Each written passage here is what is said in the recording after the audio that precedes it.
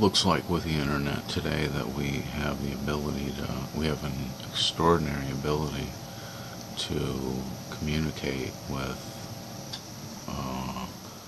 a large number of people. You know, in the past,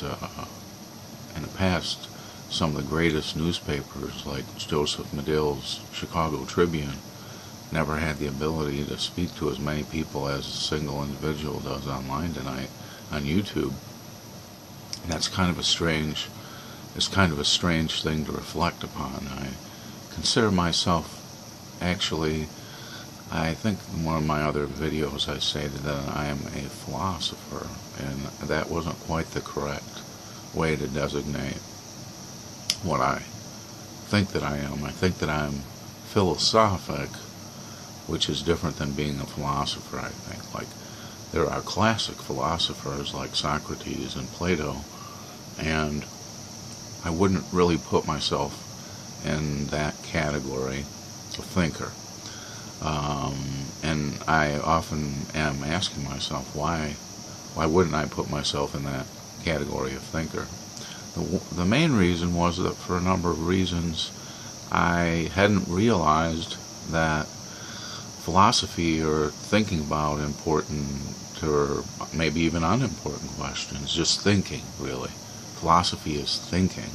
So, in a sense, everybody's a philosopher, if that's what a philosopher is, a thinker.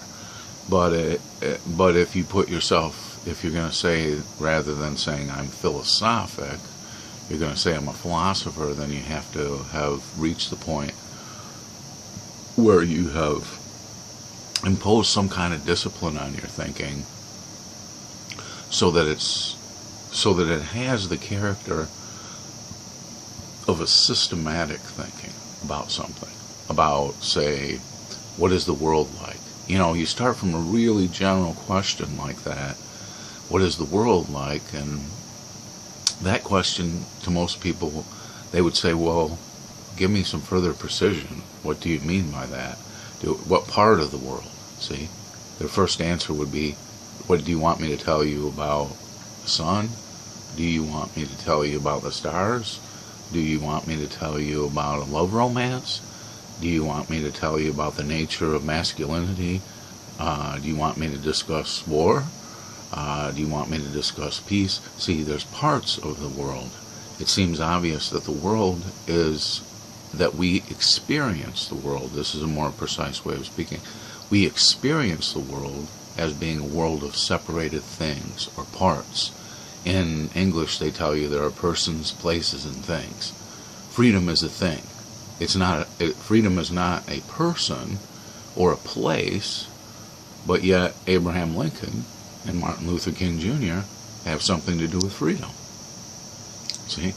So the world is experienced as not disconnected parts, but as a kind of unity in our experience, where each of the parts plays a role in explaining, maybe, another of the parts.